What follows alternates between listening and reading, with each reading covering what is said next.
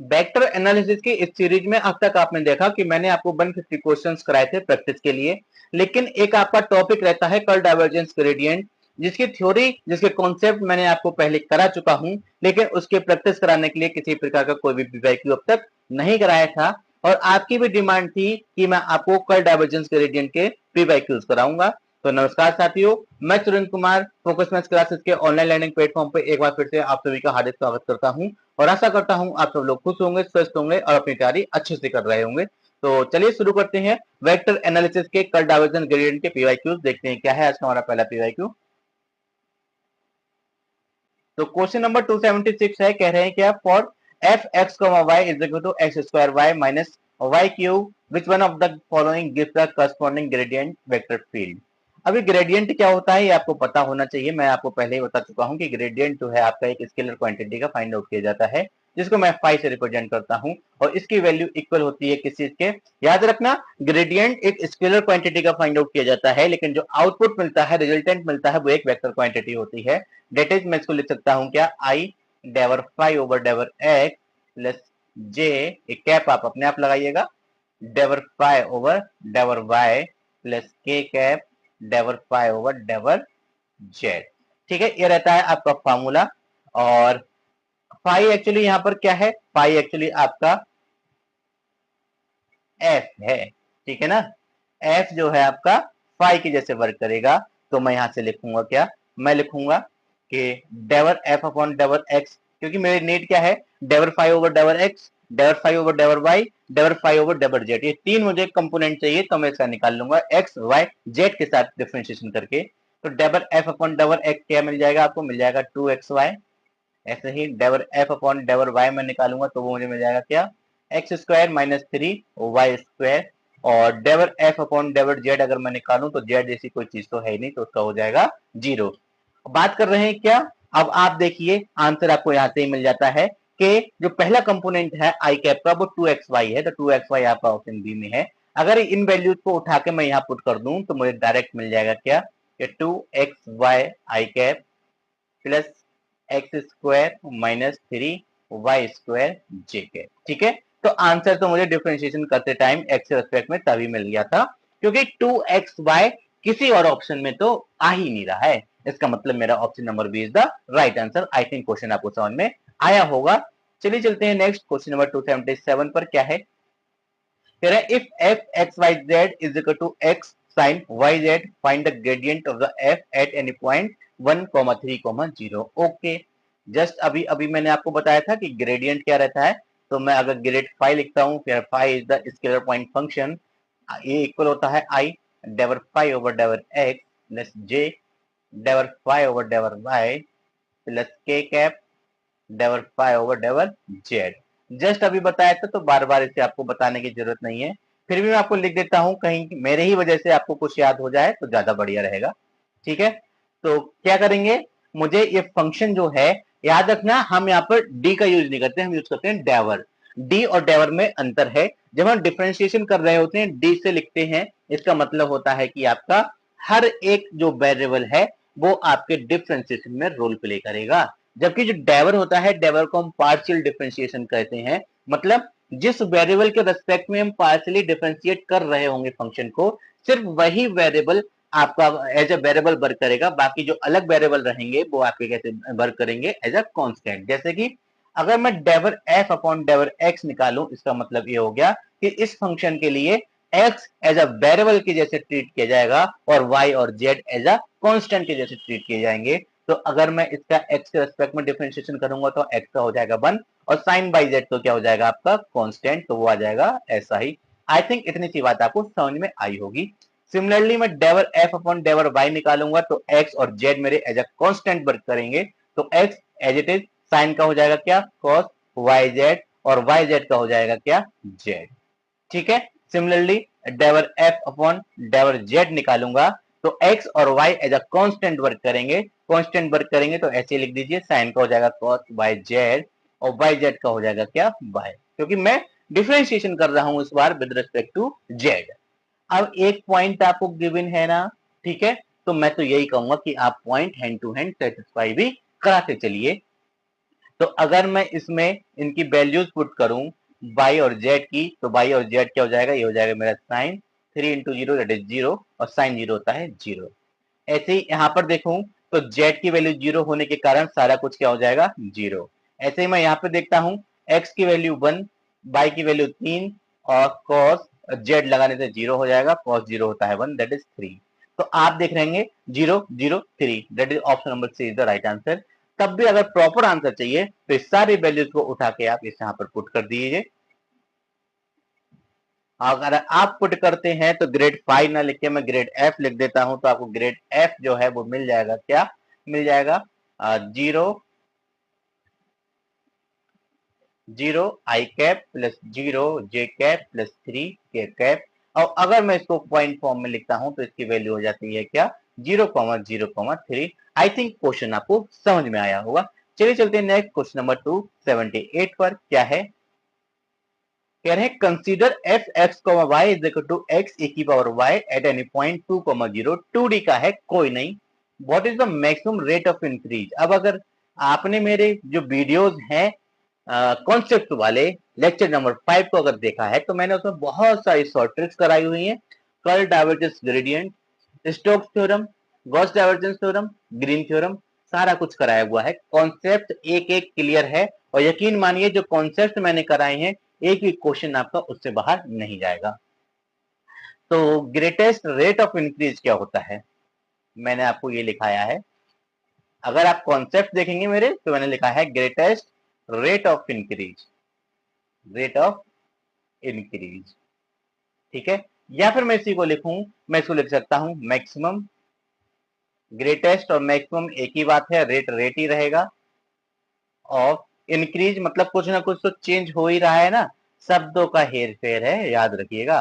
तो इसकी वैल्यू किसके इक्वल होगी, इन दोनों की जो वैल्यू इक्वल होगी mod of grad five, where five is the scalar point function. यहाँ पर एफ गिवन है तो मैं एफ लगा दूंगा, कोई दिक्कत नहीं है तो मेरा फंक्शन ही, वो भी कैसा, स्केलर पॉइंट फंक्शन, ठीक है।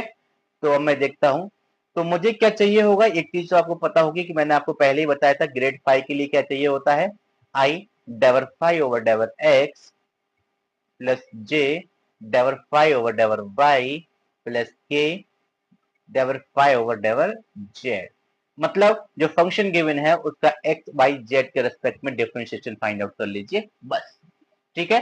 तो मैं यहां से निकालूंगा डेवर एफ अपॉन डेवर एक्स, तो मुझे मिलेगा ए की पावर बाय, ऐसे ही मैं निकालूंगा डेवर एफ अपॉन डेवर बाय, तो किसके इक्वल हो जाएगा एक्स ए की पावर बाय, क्योंकि ए की पावर बाय का तो ए की पावर बाय ही रहेगा, तो करो या मत करो। तो डेवर एफ अपॉन डेवर जेड, जेड जैसी कोई चीज है नहीं तो हो जाएगा 0। अब मुझे पॉइंट गिवन है 2,0, तो मैं लागे यहाँ तो सेटिस्फाई भी करा देता हूँ। अगर मैं यहाँ पे लिखूंगा 2,0 सेटिस्फाई कराता हूं तो मिलेगा क्या ए की पावर 0 दैट इज हो जाएगा 1, ठीक है। सिमिलरली यहाँ पे 2 इंटू ए की power 0 that is 2। I think आपको इतनी सी बात समझ में आई होगी। अगर मुझे ये सारे कंपोनेंट मिल जाते हैं तो मुझे यहाँ पे ग्रेड एफ की जो वैल्यू होगी, ग्रेड एफ किसके इक्वल हो जाएगा i cap plus 2 J cap plus 0 के कैप। मुझे तो चाहिए था इसका मॉड, तो ग्रेड ऑफ एफ का मॉड अगर मैं निकालूं तो किसके इक्वल हो जाएगा, स्क्वायर रूट ऑफ 1 का स्क्वायर प्लस 2 का स्क्वायर और 0 का स्क्वायर लिखो या मत लिखो, दैट इज रूट 5। चेक कीजिए option, option number A is the right answer. I think question आपको समझ में आया होगा। अगर किसी प्रकार की कोई भी प्रॉब्लम होती है, कोई डाउट होता है तो आप कमेंट बॉक्स में कमेंट लिख सकते हैं। मैं या तो कमेंट बॉक्स में ही एक्सप्लेन करने की कोशिश करूंगा या फिर नेक्स्ट वीडियो में उस प्रॉब्लम को लेकर आपको सॉल्व करके दिखाऊंगा वापस से, ठीक है। चलिए चलते हैं नेक्स्ट क्वेश्चन पर, बात करते हैं 279 की। कह रहे हैं क्या, unit vector which is normal to the surface. फिर से भैया बात वही आ गई। अगर आपने मेरे कॉन्सेप्ट देखे हैं तो मैंने ग्रेडियंट में कम से कम 5 से 7 टर्म लिखाए हैं, जैसे unit outward normal vector, unit outward vector, और आपको कराया है ग्रेटेस्ट रेट ऑफ इंक्रीज, और डिफरेंशियल कोफिशिएंट कराया है, डायरेक्शनल डेरिवेटिव कराया है, साथ ही साथ मैंने ये भी कराया है कि यूनिट आउटवर्ड नॉर्मल वेक्टर, जैसा कि मैंने अभी बोला था। तो ये 5-7 टर्म है कि unit outward normal vector at any point और in the direction of given vector. तो ये ऐसे कर करके मैंने 5 से 7 टर्म बनाए हुए हैं, सब के सब आए हुए हैं, सब में क्वेश्चंस पूछे जाते हैं, याद रखिएगा।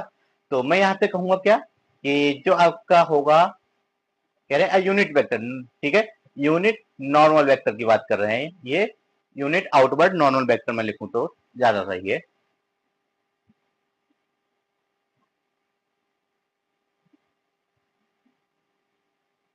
ठीक है, या फिर मैं कहूं normal vector to the surface ही यानी आपको लिखाया हुआ है, और यूनिट निकालना है तो मुझे उसके मॉडुलस से डिवाइड करना पड़ेगा।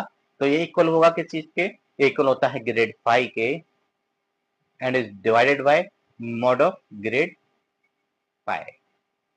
अगर आपको फॉर्मूला पता है तभी तो आप आगे जाके शुरू करेंगे ना प्रोसेस।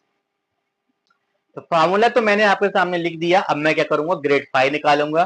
फिर से भाई ग्रेड फाई निकालने के लिए आपको एक्स वाई जेड के रेस्पेक्ट में जो फंक्शन गिवन होता है उसका डिफरेंशिएशन चाहिए होता है।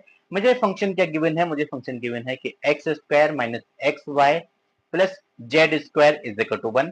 थोड़ा अच्छे से लिखूंगा तो X square minus X Y plus Z square minus 1 is equal to 0। तो ये जो फाई की वैल्यू है, फाई एक्चुअली होता है phi is equal to 0, RHS 0 होती है, दैट इज फाई की वैल्यू क्या हो जाएगी, X square minus X Y plus Z square minus 1। अब आपको फंक्शन भी मिल गया, करना क्या है, इस फंक्शन का डिफरेंशिएशन करना है कि डेवर फाई ओवर डेवर एक्स निकालेंगे तो क्या मिलेगा, 2x माइनस वाई। ऐसे ही डेवर फाई ओवर डेवर वाई निकालूंगा तो क्या मिलेगा, माइनस का एक्स। ऐसे ही डेवर फाई ओवर डेवर जेड में निकालूंगा तो क्या मिलेगा मुझे, मिलेगा मुझे 2z। अरे पॉइंट भी गिवन है आपको तो मैं तो कहूंगा लागे हाथों पॉइंट भी सेटिस्फाई करा दो। ठीक है, तो पॉइंट क्या है, 1 1, दैट इज 2 माइनस 1 की वैल्यू क्या हो गई 1, ये हो गया क्या माइनस का 1, ये हो गया क्या 2। तो इन शॉर्ट मुझे ग्रेड फाइव मिला, ग्रेड फाइव क्या मिला, मुझे मिला। ठीक है, तो आपको ग्रेड फाइव मिल जाएगा 1 आई कैप माइनस जे कैप प्लस 2 के कैप। ठीक है, तो मुझे तो आप आंसर देख सकते हैं, 1 minus 1 2, 1 minus 1 2, 1 minus 1 2, that is option number ए, तो साफ साफ दिख ही रहा है। फिर भी एक प्रोसेस करना है, कर लेते हैं। तो अगर मैं यहाँ से मॉड ऑफ ग्रेड फाइव निकालूं तो मॉड ऑफ ग्रेड फाइव किसके इक्वल हो जाएगा, इक्वल हो जाएगा स्क्वायर रूट ऑफ 1 का स्क्वायर माइनस 1 का स्क्वायर भी 1 ही हो जाता है, तो मैं 1 ही लिख देता हूं। 2 का स्क्वायर दैट इज हो जाएगा 4, ये हो गया क्या √6।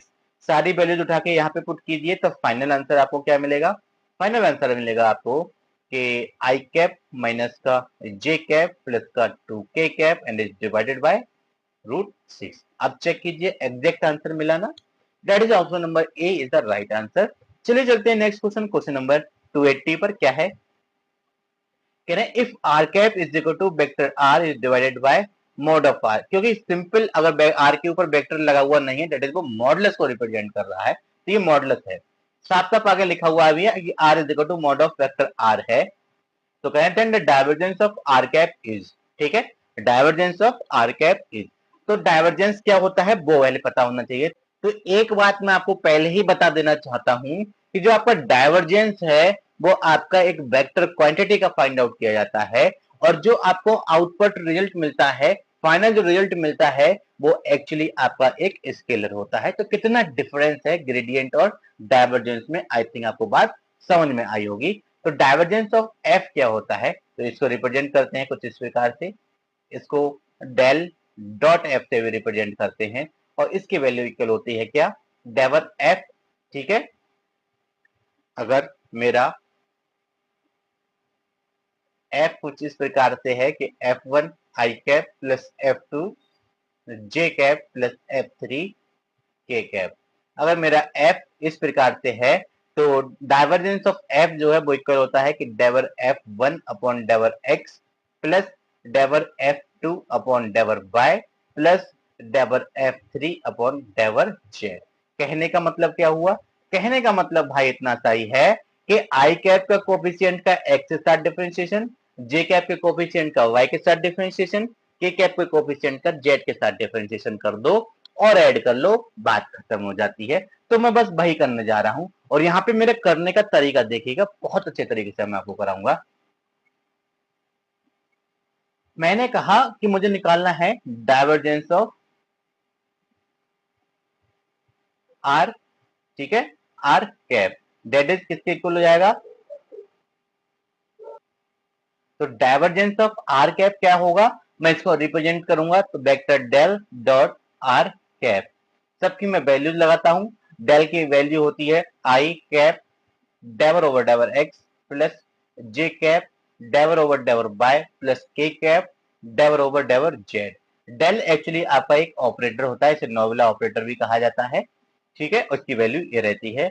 आर कैप क्या होगा, इंपॉर्टेंट बात है। तो आर कैप क्या होगा, आर कैप आपका कुछ इस प्रकार से होगा कि आर कैप की वैल्यू ये है, तो vector are is divided by R, ठीक है।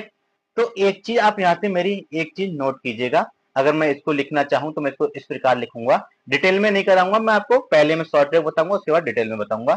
तो इसको मैं लिख सकता हूं क्या कि i डेवर over डेवर x plus J del over डेवर Y plus k del over डेवर Z. Cap आप लगा लीजिएगा, मुझे ज्यादा परेशान ना करें, ठीक है ना, मैं ज्यादा परेशान होने की कोशिश भी नहीं करूंगा, आप खुद लिख लीजिएगा।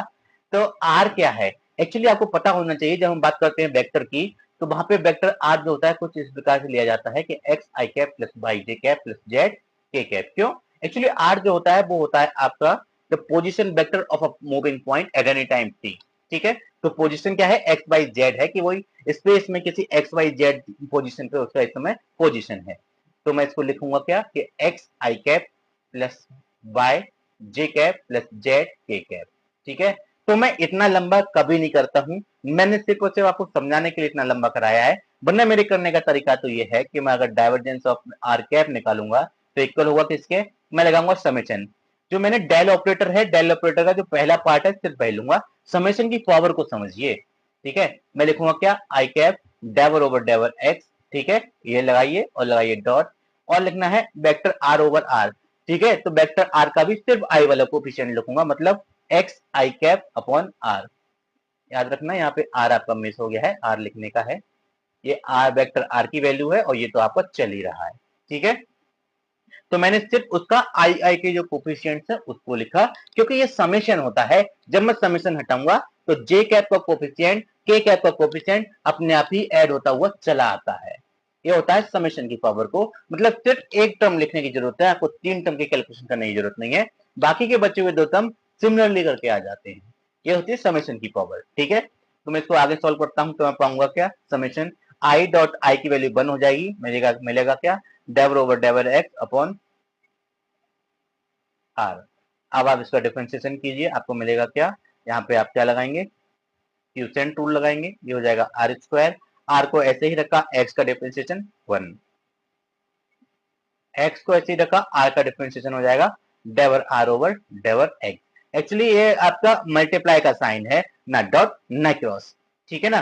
तो मैं इसको लिखूंगा क्या, समेशन, ये हो जाएगा vector R minus X upon R square is multiply by, अभी डेवर आर ओवर डेवर एक्स क्या होता है ये भी आप समझ ही लीजिए। जब मैंने आपको लिखाया कि वेक्टर आर की वैल्यू ये होती है, तो अगर मैं यहाँ से आर स्क्वायर निकालूं तो आर स्क्वायर किसके इक्वल होता है, इक्वल होता है मॉड ऑफ वेक्टर आर का स्क्वायर, और इक्वल होता है किस चीज के, X square plus Y square plus Z square, ठीक है। और अगर मैं इसका एक्स के रिस्पेक्ट में डिफरेंशिएशन करूं, ठीक है, इसका तो मिलेगा क्या कि 2r डेवर r ओवर डेवर x इक्वल हो जाएगा कि 2x के, 2 से 2 कैंसिल आउट, मिला क्या कि डेवर r ओवर डेवर x की वैल्यू मिली मुझे x अपॉन r। सिमिलरली क्या होता है, डेवर r ओवर डेवर y की वैल्यू हो जाती है y अपॉन r। सिमिलरली डेवर r ओवर डेवर z की जो वैल्यू होती है वो हो जाती है z अपॉन r। आई थिंक आपको इतनी सी बात समझ में आ गई होगी, ठीक है।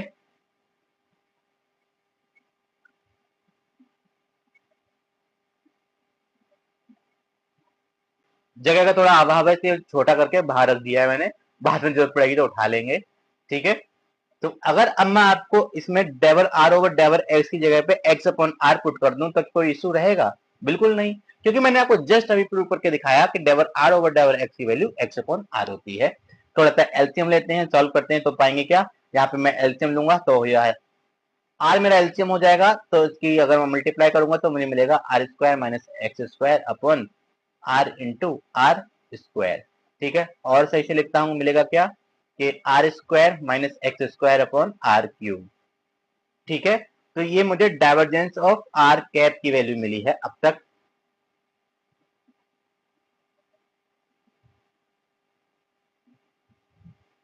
अब मैं क्या करूंगा यहाँ पे, अब मैं एक काम ये करूंगा कि जो मेरा समेशन आ रहा था ना, मैं समेशन को ओपन करना चाहता हूं, तो डाइवर्जेंस ऑफ आर कैप की वैल्यू इक्वल हो जाएगी किसी इसके 1/r³ एज इट इज रहेगा। वेरी कौन करेगा?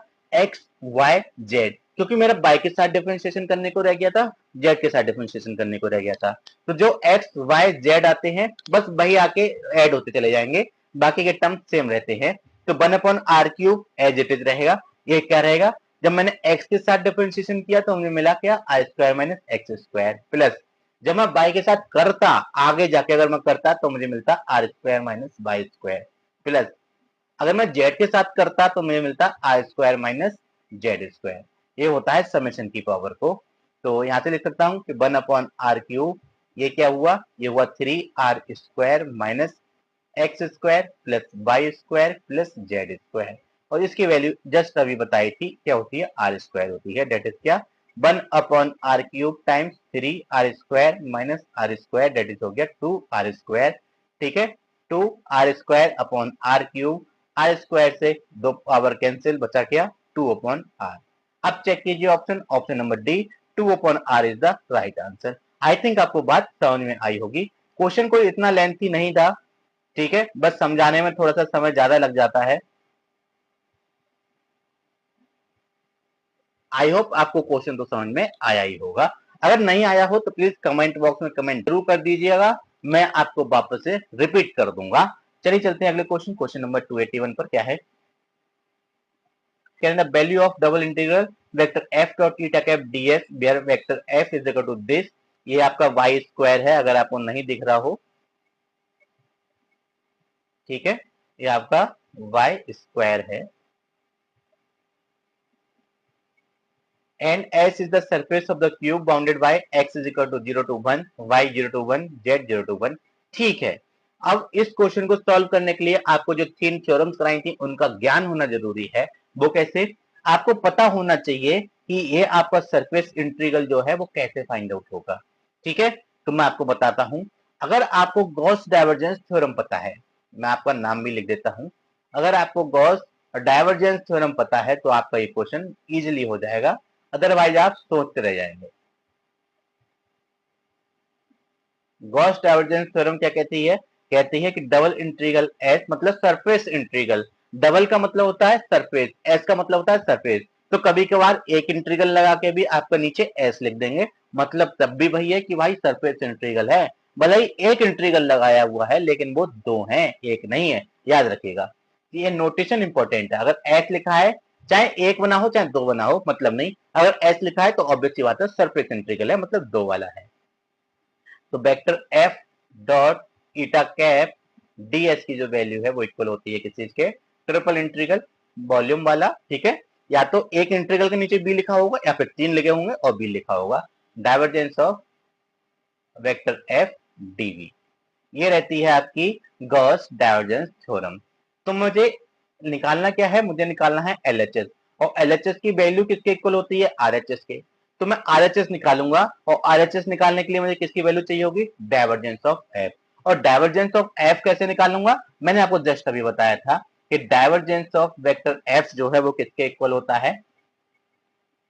इक्वल होता है कि डेवर f1 ओवर डेवर x प्लस डेवर f2 ओवर डेवर y प्लस डेवर f3 over डेवर z, where f1, f2, f3 are the coefficient of I cap, j cap and k cap of the function f।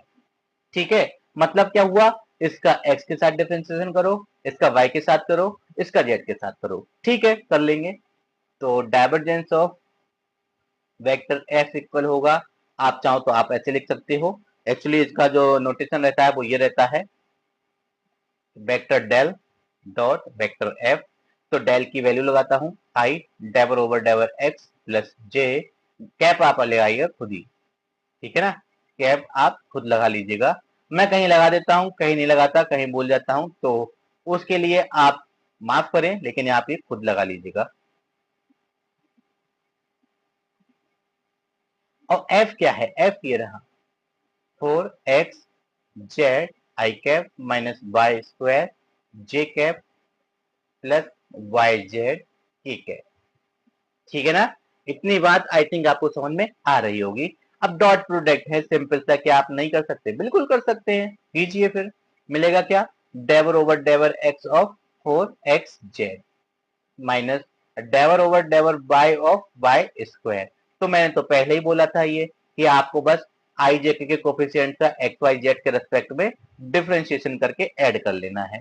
तो मैं इसका एक्स के साथ करूंगा तो मिलेगा क्या? 4z माइनस इसका करूंगा तो क्या मिलेगा? 2y और इसका जेड के साथ करूंगा तो मिलेगा प्लस का y। सॉल्व करते हैं। 4z माइनस y ये किसकी वैल्यू है? ये डाइवर्जेंस ऑफ वेक्टर f की वैल्यू है। थोड़ी जगह कम है, मैं इसको छोटा कर लेता हूं। तो हमको डाइवर्जेंस ऑफ f तो मिल गया, हमें निकालना है triple integral of divergence of dv। ठीक है, तो मैं यहां से लिखूंगा नाउ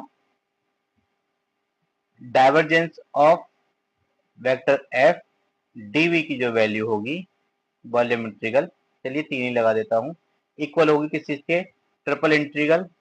ठीक है, 4z माइनस y और dv। ठीक है, एक बात मैं आपको बता दूं कि इंटीग्रल ऑफ b dv चाहे एक लगाओ चाहे 3 लगे हो, इसका मतलब होता है वॉल्यूम ऑफ द सरफेस जो भी गिवन हो आपको।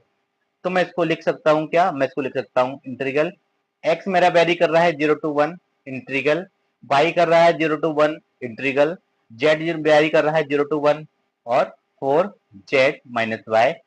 ठीक है, और dv की जगह triple integral x y z के साथ differentiation that is dz dy dx आप लिख दीजिएगा। ऐसा मैंने उल्टा करके क्यों लिखा याद रखिएगा, ये x का सबसे पहले लिमिट लेते हैं तो इसका इंटीग्रल जो होता है सबसे बाद में लगाया जाता है। ये एक्चुअली तरीका रहता है लिखने का, तो मैंने इसको इस टाइप से लिख दिया। अब मैं पहले z के साथ इसका इंटीग्रल कर दूंगा, फिर y के साथ इंटीग्रल कर दूंगा, उसके बाद x के रिस्पेक्ट में इसका इंटीग्रल कर दूंगा। आई थिंक आप मेरी बात समझ पाए होंगे। ठीक है, तो चलिए सॉल्व करते हैं। अब मैं अगर इसको आगे सॉल्व करूं तो मैं पहले क्या करूंगा? x वाले को ऐसे ही रखा 0 to 1, y वाले को ऐसे ही रखा 0 to 1, z के रेस्पेक्ट में इंटीग्रेशन कर ही डाला। तो मिला क्या मुझे? ये मुझे मिलेगा कि 4z square is divided by 2 minus का y, और y के साथ 1 तो है ही, तो हो जाएगा yz लिमिट 0 to 1 dy और dx। अभी लिमिट पहले आप अप्लाई कीजिए, उसके बाद ही आप दूसरा इंटीग्रल कर पाएंगे। तो x varies from 0 to 1, y varies from 0 to 1। अब मैं इसमें अगर यहाँ पर 1,0 को अप्लाई करता हूं तो मैं पाऊंगा क्या? अपर लिमिट अप्लाई करते ही मुझे मिलेगा कि ये हो जाएगा आपका 4/2 दैट इज 2 माइनस ये क्या हो जाएगा? y। ठीक है, और y अब y तो कुछ है ही नहीं। ठीक है, y तो ऐसे ही रहेगा y, तो z की जगह में 1 लगा दिया। ओके, लोअर लिमिट अप्लाई करूंगा, z की जगह 0 पुट करूंगा तो ये वाला भी 0 ये वाला भी 0, कुल मिला के सिर्फ अपर लिमिट काम की रही, और अपर लिमिट अप्लाई करते हैं तो आपको मिलता है 2 माइनस बाय। आई थिंक आपको बात समझ में आई होगी। ये dy एज इट इज और dx। अब मैं क्या करूंगा? अब मैं y के रिस्पेक्ट में इंटीग्रल कर दूंगा वापस से, तो मेरा एक रह जाएगा।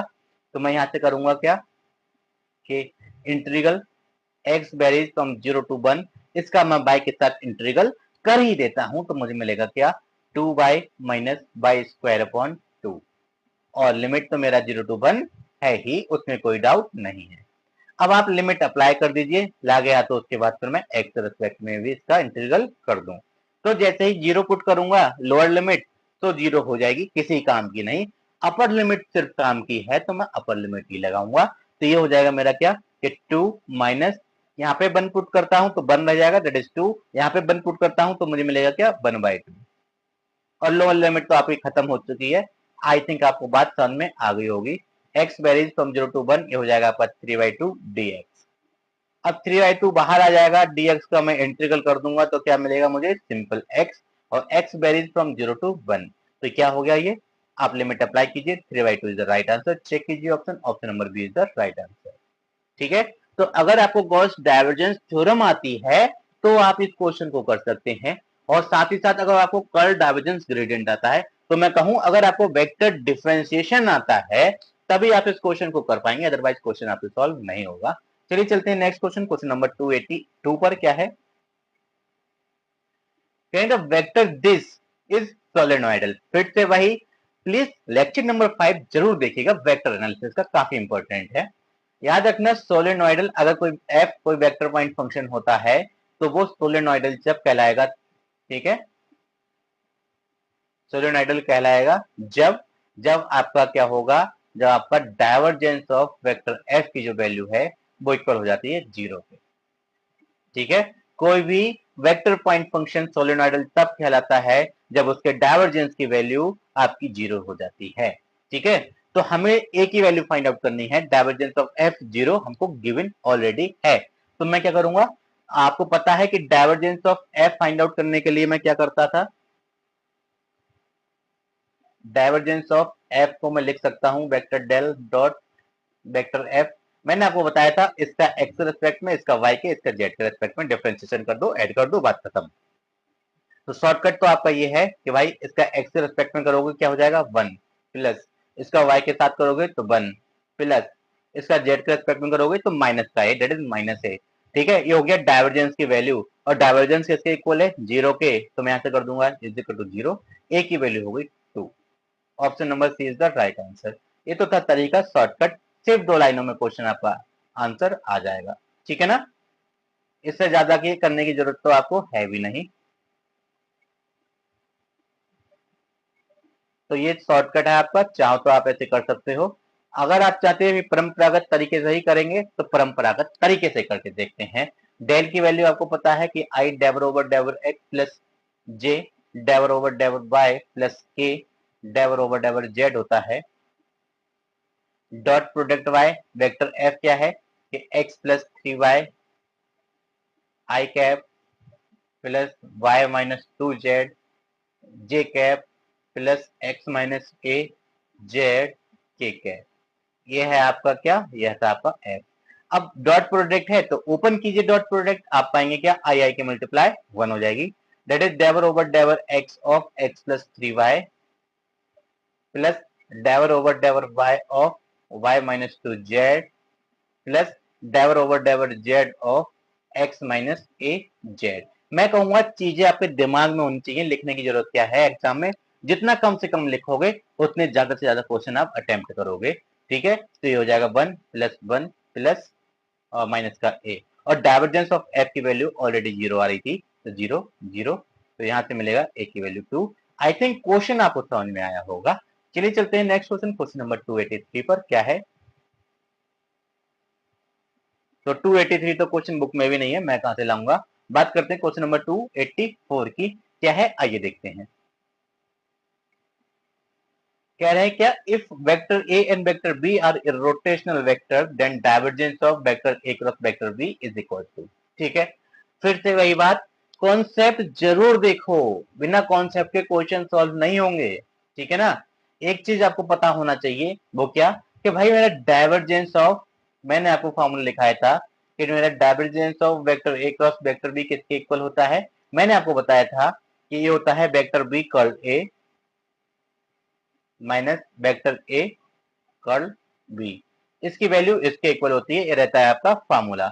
अगर आपको फार्मूला आता है तभी आप इस क्वेश्चन को कर पाएंगे, अदरवाइज यकीन मानिए कम से 2 से 3 मिनट आप इसमें बड़े आराम से ले जाएंगे। अब सोचिए अगर आपने, ठीक है, कर्ल को पढ़ा हुआ है तो ये क्वेश्चन आपको हो जाएगा। क्यों, मैंने यहाँ पर एक चीज आपको पहले ही बताई थी, दिया हुआ है ए और बी कैसे वेक्टर्स है, इरोटेशनल। अगर आपका वेक्टर ए इरोटेशनल है,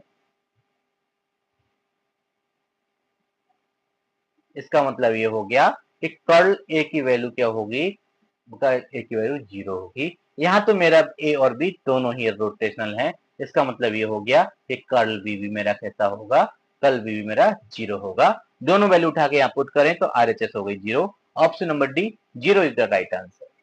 ठीक है, तो सिर्फ कॉन्सेप्ट का खेल है, कोई ज्यादा चीजें है नहीं। चलिए चलते हैं नेक्स्ट क्वेश्चन, क्वेश्चन नंबर 285 पर क्या है। कह रहे हैं if V is the volume enclosed by the closed surface this then the value of vector f dot eta cap ds is equal to। ठीक है, तो फिर से वही मैं कहूंगा कि भाई आपको गॉस डाइवर्जेंस थ्योरम आनी चाहिए, गॉस डाइवर्जेंस थ्योरम आपको आना चाहिए।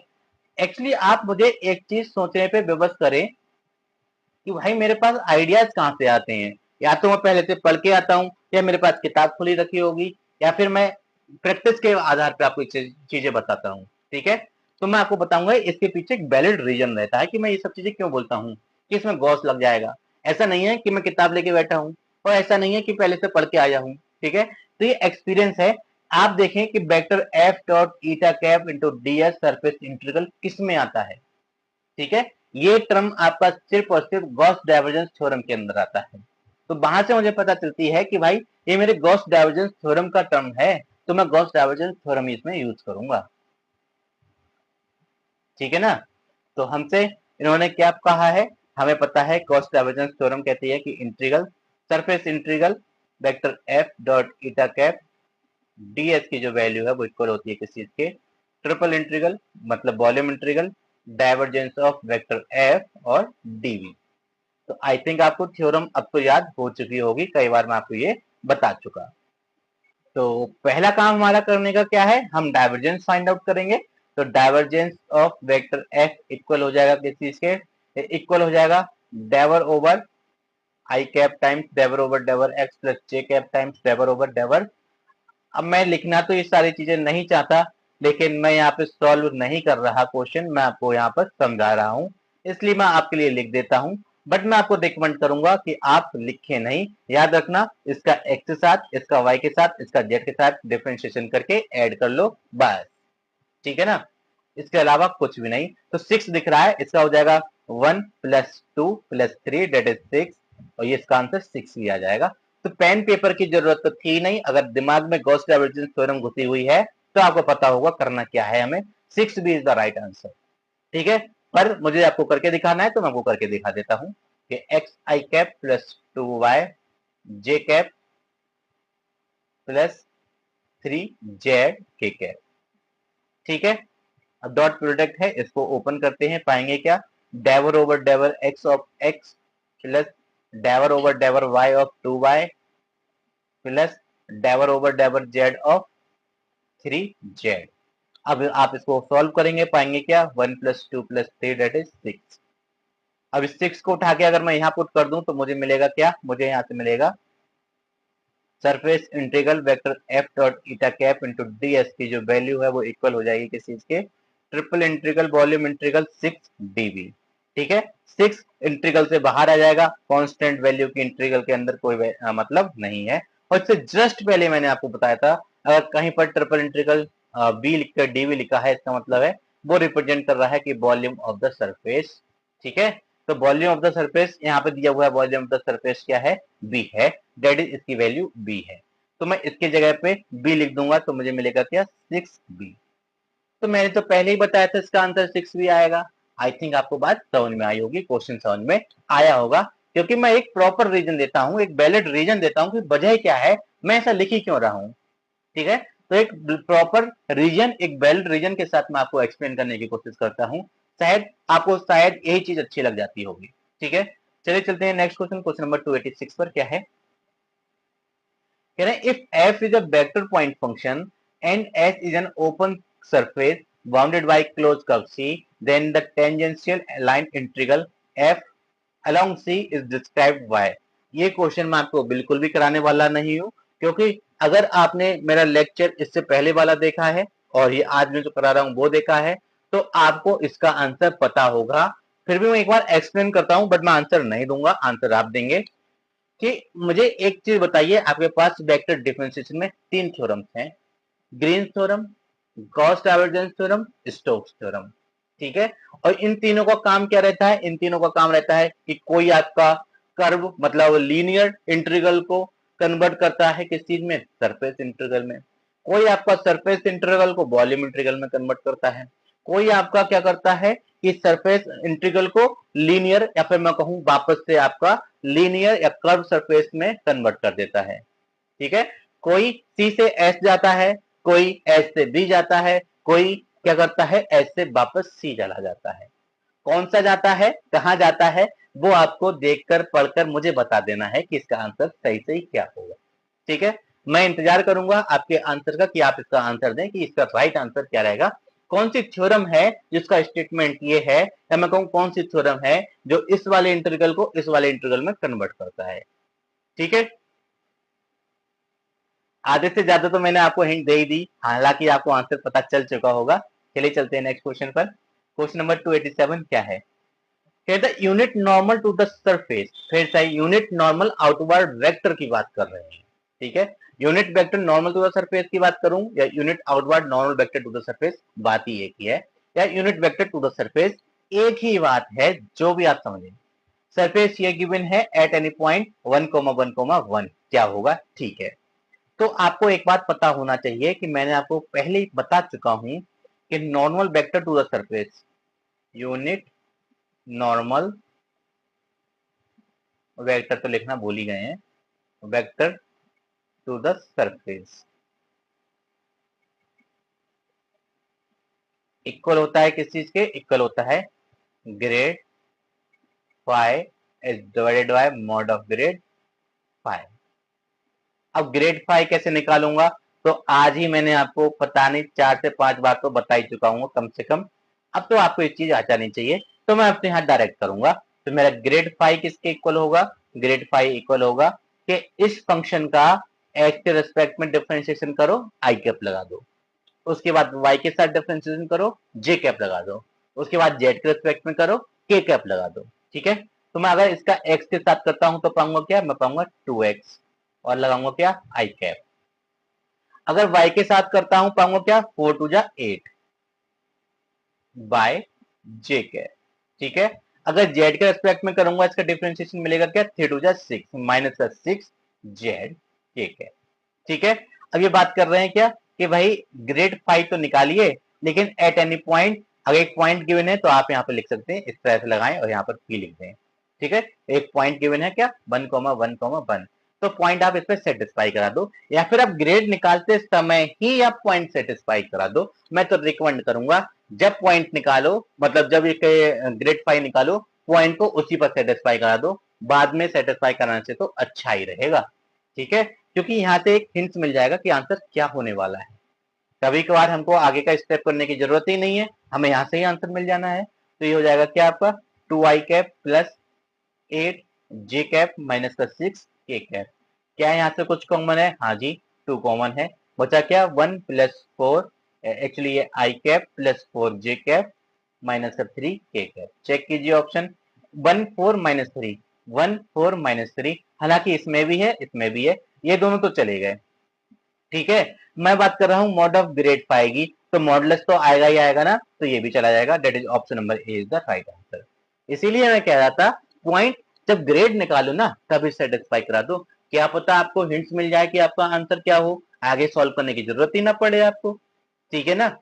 मेरी बात आप थोड़ा ध्यान से समझिए। हमें मिनिमम कैलकुलेशन करनी होती है, मिनिमम स्टेप्स लेने होते हैं जिससे हमारा आंसर दिखने लगे।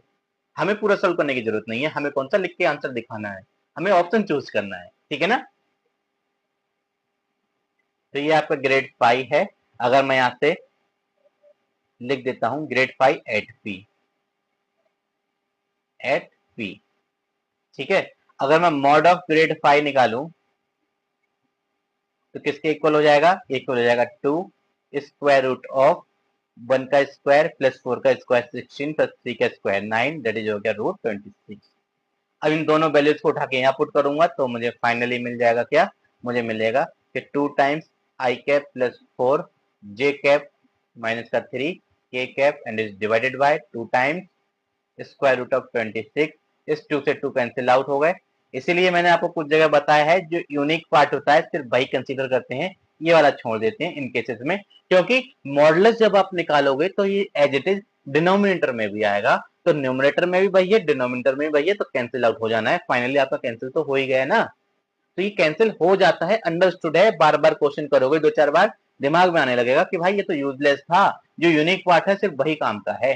दैट इज आंसर हो जाएगा i cap plus 4 J cap minus का 3 के cap and is divided by root 26। Option number A is the right answer. आपसे उम्मीद कर सकता हूं कि क्वेश्चंस आपको समझ में आ रहे हो। अगर क्वेश्चन समझ में आ रहे हो तो प्लीज कमेंट के साथ साथ वीडियो को लाइक जरूर कर दें, और अगर आपको लगे कि मेरा वीडियो हेल्पफुल है तो अपने सर्किल में, चाहे वो फ्रेंड एंड फैमिली ग्रुप हो, जो भी हो, आप उसमें मेरा वीडियो शेयर कर सकते हैं। और वीडियो तो आप लोग देख जाते हैं लेकिन चैनल को सब्सक्राइब नहीं करते, सब्सक्राइब कर लीजिए। आपका भी कुछ नहीं जा रहा है, मेरा थोड़ा बहुत भला हो जाएगा। ठीक है, चलिए चलते हैं नेक्स्ट क्वेश्चन, क्वेश्चन नंबर 288 पर क्या है, कह रहे हैं if vector are is equal to this where r is equal to, इन्होंने कहा कि आर जो है मॉडुलस ऑफ वेक्टर आर है, then the value of curl of r की पावर एन वेक्टर आर क्या होगा। अगर आपने मेरा लेक्चर 5 देखा है तो इसका आंसर आपको साफ साफ दिख रहा है क्या, ये option number A 0 is the right answer. 2 second लगेंगे सॉल्व करने में, सोचो कि हाँ यार ये प्रॉपर्टी मैंने वहां पढ़ी थी, 0 आंसर आया। ठीक है, फिर से मैं एक्सप्लेन कर देता हूं क्या थी। तो मैंने आपको बताया हुआ है कि अगर कहीं पर भी आपका कर्ल निकालने को आए, ठीक है, क्या मैंने आपको बताया है कि कहीं पर भी आपका कर्ल निकालने को आए, ठीक है, वो भी किस चीज का, एक वेक्टर आर दिया है। ओके, यहां तक कोई इशू नहीं है, हाँ नॉर्मल जाएंगे आप, जैसा प्रोसेस का परंपरागत तरीका है वैसे ही जाएंगे। तो वेक्टर आर है, ओके, कोई शॉर्टकट नहीं। अब क्या, अगर गलती से यहाँ पे कोई भी एक आर चिपक जाए, ठीक है, कोई भी एक आर चिपक जाए, मॉडुलस ऑफ आर चिपक जाए, सिर्फ 0 आंसर। चाहे वो आर की वैल्यू 1 हो, चाहे -1 हो, चाहे 100 हो, चाहे 1000 हो, चाहे माइनस का 1000 हो, चाहे माइनस का प्लस का, जिसका मर्जी उसका ले लो, आर नहीं होना चाहिए। वेक्टर आर के साथ मॉडुलस ऑफ आर चाहे प्लस की पावर का हो चाहे माइनस की पावर का हो, होना ही नहीं चाहिए। अगर है तो आंसर 0 होगा। That is option number A is the right answer. अगर आप चाहोगे कि मैं इसको डिटेल में सॉल्व करके दिखाऊं तो काफी लेंथी पड़ेगा, चलिए आपके लिए मैं एक बार करके दिखाई देता हूं। आपको पता है कि कर्ल ऑफ वेक्टर आर क्या होगा, आर की पावर एन वेक्टर आर। तो वेक्टर आर जो है वो इक्वल होता है किस चीज के, x I cap plus Y J cap plus J Z k cap, ये रहता है आर की वैल्यू। और मैं इसको वापस से पुट करूंगा तो मुझे मिल जाएगा क्या, मुझे मिल जाएगा कि वेक्टर डेल, सिंबॉलिक फॉर्म में लिख रहा हूं, क्रॉस आर की power n as it is, ठीक है, और वेक्टर आर की वैल्यू क्या हो जाएगी, x I cap plus Y J cap plus Z k cap. अब आपको क्रॉस प्रोडक्ट ओपन करना आता होगा, मैं ऐसी आपसे उम्मीद कर सकता हूं। चलिए करते हैं कैसे। डेल ऑपरेटर है, उसकी वैल्यू तो आप सभी को पता होंगी। अब वेक्टर डिफरेंशिएशन पढ़ रहे हैं, वेक्टर कैलकुलस पढ़ रहे हैं, ऑब्वियस सी बात है ये चीजें तो पता होंगी, ये तो बच्चों वाली चीजें हो जाएंगी। अगर आपको पता नहीं होगी तो मैं तो कहूंगा कि भाई आप थोड़ी मेहनत कीजिए, ठीक है। ये अब देखिए, आई कैप का कोफिशिएंट लिखूंगा तो मैं एक्स नहीं लिखूंगा, आर की पावर एन मल्टीप्लाई में है, डेट इज क्या हो गया, आर की पावर एन एक्स, आर की पावर एन वाई, आर की power n z. I think आपको यहां तक तो कोई इशू रहा नहीं होगा। अगर यहां तक इशू है तो आप फिर से एक बार इस वीडियो को जरूर देखिए उतना पोर्शन, कि आपको मैंने लिख कर दिखाया है, ऐसा तो लिखकर क्यों दिखाया है, कुछ नहीं किया है, आई कैप जे कैप के कैप के कोफिशिएंट लिखे बस। तो मैं इसको अब एक्सपेंड करना चाहूंगा, तो एक्सपेंड करूंगा तो मैं पाऊंगा क्या, मैं पाऊंगा आई कैप टाइम्स, ठीक है, इसकी इसकी multiply, that is del over डेवर x. ये थोड़ा सा इंपॉर्टेंट है, यहां समझने की कोशिश कीजिएगा, एक्स नहीं ये वाई रहेगा, आर की power n z minus del over डेवर z, किसका, आर की पावर एन वाई का, ठीक है, माइनस जे कैप टाइम्स क्या मिलेगा आपको। अब मैं जे कैप टाइम्स देखूंगा तो डेवर ओवर डेवर एक्स ऑफ आर की पावर एन जेड, ठीक है, माइनस डेवर ओवर डेवर, ठीक है, ये अब इसकी मल्टीप्लाई होगी, del over डेवर z of r की पावर एन एक्स, ठीक, प्लस के कैप टाइम्स क्या मिलेगा, del over डेवर x of r की power n y minus del over डेवर y r की पावर एन एक्स, ठीक है। तो ये था एक्सपेंड करने का तरीका, मैंने इसको एक्सपेंड कर दिया। अब मैं इसको आगे सॉल्व करता हूं।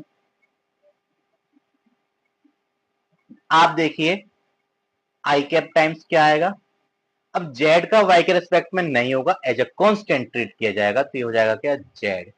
आर की पावर एन का डिफरेंशिएशन जेड के रेस्पेक्ट में होगा, आर में एक्स वाई जेड तीनों आते हैं, तो आर का एक्स वाई जेड तीनों के रेस्पेक्ट में डिफरेंशिएशन होता है, तो मैं बाई के साथ कर रहा हूं तो बाई के साथ इसका डिफरेंशिएशन होगा, हाँ जी बिल्कुल होगा। तो मैं लिखूंगा क्या कि एन आर की power n minus one del are over डेवर y. I think आपको बात समझ में आई होगी। माइनस ये लिखूंगा क्या, मैं लिखूंगा y, फिर से मेरा सेम रहेगा क्योंकि वो मेरा रोल प्ले नहीं करेगा डिफरेंशिएशन में, डिफरेंशिएशन है मेरा z के रेस्पेक्ट में, तो ये हो जाएगा n r की power n minus 1 del r over डेवर z। तो ये पहला पार्ट आपका हुआ, प्लस ये माइनस ही है, ठीक है, j कैप टाइम्स, आप देखिए इसका, ठीक है, अब मैं उतना डिटेल में नहीं करूंगा, तो ये हो जाएगा क्या कि जेड एन आर की power n minus 1 del are over डेवर x minus n x r की power n minus 1 del x over del are over डेवर z plus के कैप टाइम्स क्या मिलेगा।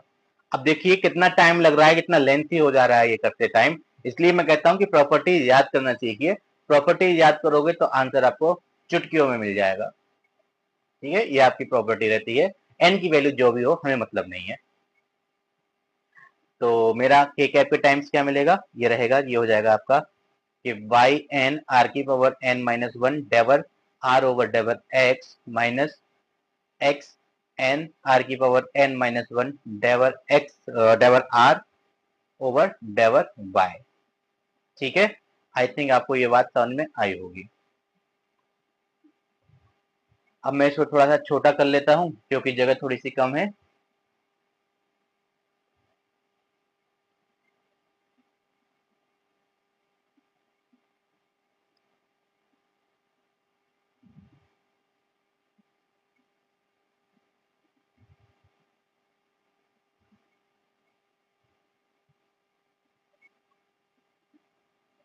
आई थिंक आपको ये दिख रहा हो, ठीक है,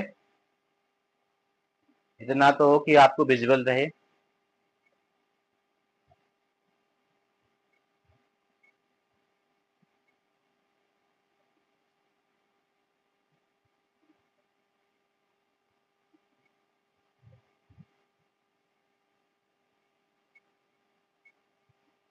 अब मैं इसका बाकी का बचा हुआ पार्ट सॉल्व करता हूं। तो आपको मैं एक बात बहुत पहले बता चुका हूं कि डेवर आर ओवर डेवर एक्स की वैल्यू किसके इक्वल होती है, ये होती है x upon r. Del are over डेवर y की वैल्यू किसके इक्वल होती है, ये होती है y upon r. Similarly del are over डेवर z की वैल्यू किसके इक्वल होती है, ये होती है जेड अपॉन आर। ये बात मैं आपको बहुत पहले बता चुका हूं, तो आपको ये बात याद होगी, ऐसी मैं आपसे उम्मीद करूंगा, ठीक है। तो मैं आप इसको सॉल्व करता हूँ, पाऊंगा क्या, ये यहाँ पर डेवर आर ओवर डेवर बाय है, तो मैं लिख सकता हूँ बाय अपॉन आर, ठीक है। एक चीज आप देखिए, अगर मैं इतना सा पोर्शन सॉल्व करने की कोशिश करता हूँ तो ये मिल जाएगा क्या कि जेड ऐसा ही रहेगा, एन ऐसा ही रहा, आर एक्स की पावर एन माइनस 1 ऐसा ही रहेगा। इसके लिए लिख सकता हूँ क्या, इसके लिए लिख सकता हूँ बाय अपॉन आर। अब ये आर जो है डिवीजन वाला इसके साथ पहुंच जाएगा, तो क्या मिलेगा मुझे, देखिए आप कि by z n by z r की power n minus 2। I think आपको इतनी बात समझ में आई होगी। तो मैं यहाँ पे मैंने आपको करके दिखा दिया, मैं आप वापस मिटा देता हूँ, इतनी जगह नहीं है कि मैं आपको सब कुछ लिख के दिखा सकता, ठीक है। माइनस, अब ये क्या है, फिर से देखिए, डेवर आर ओवर डेवर जेड की जगह जेड अपॉन आर रखूंगा, तो ये हो जाएगा फिर से क्या, एन बाई जेड आर की पावर एन माइनस 2 आई कैप, ठीक है, माइनस जे कैप टाइम्स क्या मिलेगा, आइए देखते हैं। ये देखिए आपका, ये है del are over डेवर x, that is x upon r, तो ये हो जाएगा आपका क्या, एन एक्स जेड आर की पावर एन माइनस 2 माइनस, यहां से देखिए आप, del are over डेवर z, that is z upon r, क्या हो गया, एन एक्स जेड आर की पावर एन माइनस 2 प्लस के कैप टाइम्स क्या मिलेगा, आइए देखते हैं। ये डेवर आर ओवर डेवर एक्स है, मतलब एक्स अपॉन आर है, तो ये हो गया एन एक्स वाई आर की पावर एन माइनस 2 माइनस, ये डेवर आर ओवर डेवर वाई है, that is y upon r है, फिर से मिलेगा क्या, एन एक्स वाई आर की पावर एन माइनस 2, ठीक है। सारे आपस में कैंसिल हो गए, बचा क्या आपके पास, जीरो। तो मैंने तो पहले ही बोला था इसका आंसर जीरो आएगा, ठीक है ना। इतना सारा कैलकुलेशन करने की जरूरत ही क्या है, अगर कैलकुलेशन करोगे, चलो मैं तो समझा रहा हूँ इसलिए डिले हो सकता है, अगर आप खुद से भी करोगे तो यकीन मानिए कम से कम 40 से 45 सेकंड इसमें चले जाएंगे, क्योंकि क्वेश्चन मात्र 2 सेकंड का है, ठीक है। आई थिंक आपको समझ में आया हो। चलिए चलते हैं नेक्स्ट क्वेश्चन, क्वेश्चन नंबर 289 पर क्या है। अब कह रहे हैं कि S denote the surface of the cube bounded by the planes x is equal to 0 to 1, y 0 to 1, z 0 to 1. Then the value of normal surface integral of this over S is. कहने का मतलब है कि हमसे ये सिर्फ इतना पूछ रहे हैं कि सरफेस इंटीग्रल, चलिए फिर से लगा देता हूं, vector f dot eta cap into d s की वैल्यू पूछ रहे हैं, तो आपको पता होगा ये किस चीज का पार्ट है। फिर से मैं कहूंगा गॉस डाइवर्जेंस थ्योरम का ये पार्ट है। आश्रम पद्धति और जीआईसी में पूछे गए सवाल है ये। इक्वल होगा triple integral volume integral divergence of vector F और डीवी। तो कुल मिला के मुझे divergence of F find out करना है, और मैं कैसे फाइंड आउट करूंगा, अब मैं इस बार शॉर्टकट में करना चाहूंगा क्योंकि ये चीज मैं आपको 3 से 4 बार करा चुका हूं। तो डाइवर्जेंस ऑफ एफ की जो वैल्यू वो होती है वो इक्वल होगी किस चीज के, जो फंक्शन है उसका एक्स वाई जेड के साथ डिफरेंशिएशन करो और ऐड कर लो, ठीक है। इसका x के साथ, इसका y के साथ, इसका z के साथ डिफरेंशिएशन करके ऐड कर लो। तो इसका x के साथ डिफरेंशिएशन करूंगा तो पाऊंगा क्या 3x² प्लस इसका y के साथ करूंगा तो y के साथ करूंगा मिलेगा क्या माइनस का 2x² प्लस इसका करूंगा तो हो जाएगा मेरा 0। तो डाइवर्जेंस ऑफ x हो गया मेरा x², divergence of vector f हो गया मेरा x²। उठा के वैल्यू यहाँ पे पुट करूंगा तो मैं पाऊंगा क्या कि surface integral vector f dot eta cap into d s की जो वैल्यू है वो इक्वल हो जाएगी किस चीज के, volume integral of x² dv। अब dv का मतलब आपको पता होना चाहिए, ये ट्रिपल इंटीग्रल है x², ठीक है। dv की जगह लिख सकता हूँ dz dy dx। मैंने आपको पीछे भी लिखकर दिखाया है, x varies from 0 to 1, y varies from 0 to 1, z varies from 0 to 1। तो z सबसे लास्ट में लिखा मैंने लिमिट लगाते हुए, लेकिन जब मैं डिफरेंशिएशन इंटीग्रल करूंगा तो उसका dy जो dz है वो मैं सबसे पहले लिखूंगा। क्यों? क्योंकि मैं सबसे पहले z के रिस्पेक्ट में डिफरेंशिएशन करूंगा, एक साइड से उसको एलिमिनेट करते हुए चलते हैं, ठीक है। यहां तक आपको कोई दिक्कत नहीं हुई होगी ऐसी मैं आपसे उम्मीद कर सकता हूं। चलिए आगे सॉल्व करते हैं। तो हम पाएंगे क्या 0 to 1 ऐसे ही, y is equal to 0 to 1 ऐसे ही, z का करूंगा तो z जैसी कोई चीज है ही नहीं, तो क्या हो जाएगा सिर्फ x² z 0 to 1 dy dx, ठीक है। अभी जब तक dx के रिस्पेक्ट में नहीं करूंगा तब तक मेरा x² as a constant work करेगा, वो रोल प्ले करेगा ही नहीं आपके इंटीग्रल में। तो यहाँ पे मैं z की जगह 1 लगा दूंगा, z की जगह 0 लगाऊंगा तो सब कुछ 0 हो जाएगा, तो सिर्फ 1 लगाऊंगा। मतलब x की वैल्यू 0 to 1, y की वैल्यू 0 to 1, और इसमें लिमिट अप्लाई करता हूं, मिलेगा क्या मुझे सिंपल x² dy dx। अब मैं y के रिस्पेक्ट में करूंगा, बचेगा मेरा 0 to 1, ये x² ऐसा ही बचा क्या y 0 to 1, क्योंकि dy का बाय हो जाएगा, x² रोल प्ले नहीं करेगा, ठीक है ना। और मेरा dx तो चल रहा है, आगे सॉल्व करूंगा पाऊंगा क्या x is equal to 0 to 1 और x² ऐसा ही, y की जब मैं लिमिट लगाऊंगा तो 1,0 1 माइनस 0 डेट इज 1 ही मिल जाएगा, तो उसको हटा दो, dx बचा। अब मैं इसको सॉल्व करूंगा तो मिलेगा क्या x³ क्यों, अब मेरा x² है साथ में dx है, मतलब मैं x के रेस्पेक्ट में इंटीग्रल कर रहा हूं, तो इस बार x² का इंटीग्रेशन होगा, और होगा तो कितना हो जाएगा x³ 0 to 1 as it is. Apply कीजिए, आपको मिलेगा क्या आंसर 1/3। चेक कीजिए option, option number B is the right answer. I think आपको समझ में आया होगा। चलिए चलते हैं आज के लास्ट क्वेश्चन, क्वेश्चन नंबर 290 पर। क्या है, unit normal vector to the surface this. I think ये आपका रिपीट हुआ है, आपका ऑप्शन नंबर ए इसका राइट आंसर आया था। आप कंफर्म करके मुझे बताएंगे, खुद से सॉल्व करेंगे क्या मैं सही हूं, जो क्वेश्चन मैंने वो पहले कराया है वही रिपीट हुआ है। अगर सही है तब भी आप कमेंट करेंगे, और अगर मैं गलत हूं तब भी आप इसका सही आंसर कमेंट बॉक्स में कमेंट करेंगे। कुल मिला के क्वेश्चन आपको ही सॉल्व करना है, कंफर्मेशन आपको ही देना है, क्या मैं सही हूं और नहीं हूं तो इसका सही आंसर क्या है आप बताएंगे। तो आज की वीडियो में बस इतना ही। अगर आपको मेरा वीडियो अच्छा लगा हो तो प्लीज चैनल को सब्सक्राइब जरूर कर दिया कीजिए। आप वीडियो देखते हैं, मुझे पता है व्यूज आते हैं, ऑब्वियस सी बात है आप वीडियो देखते हैं, तो प्लीज सब्सक्राइब भी कर दिया कीजिए। सब्सक्राइब करने में आपको कुछ नहीं आएगा, आप अगर मेरा वीडियो देखेंगे तो याद रखना कुछ नया तो सीखने को जरूर मिलेगा। जो और लोग कराते हैं मैं ही नहीं कह रहा कि उनसे बहुत बहुत अच्छा करा दूंगा, लेकिन मैं ये मानता हूं कि मैं अच्छा करा दूंगा। मैं किसी और से कंपेयर नहीं करता कौन कैसा करा रहा है, मुझे मतलब नहीं है, लेकिन मैं ऐसा जरूर करा दूंगा कि आपको बेनिफिशियल लगेगा, आपको लगेगा कुछ हाँ यार पढ़ा तो है, कुछ नया तो हमको मिला देखने के लिए लेक्चर के अंदर। ठीक है, तो और अगर वीडियो अच्छा लगा हो तो पहले को शेयर जरूर कर दीजिएगा, साथ ही साथ इसको कमेंट करना ना भूलें, और लाइक तो आप करेंगे ही, ऐसी मैं आपसे उम्मीद करता हूँ।